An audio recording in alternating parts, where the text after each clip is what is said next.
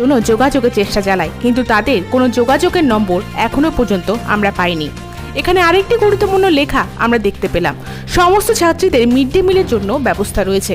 তাই হয়তো mid day মিলের কথা শুনে ছাত্রীরা অনেকটাই উৎসাহ পেয়েছে বলে ধারণা করা যেতে পারে। দেখব এই ব্যানারে আর ঠিক কি কি লেখা রয়েছে।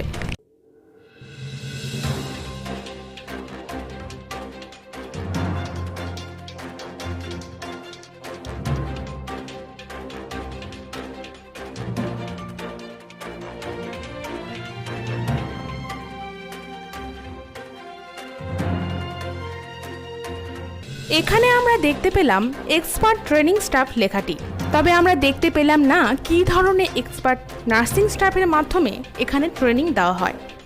এখানে তারা কোথা থেকে ডিগ্রি নিয়েছে, কী ধরনের পরিকাঠামোর মধ্যে এএনএম কোর্স করানো হচ্ছে। আমাদের সাংবাদিক একটি ছাত্রী সার্টিফিকেট সংগ্রহ করেছে।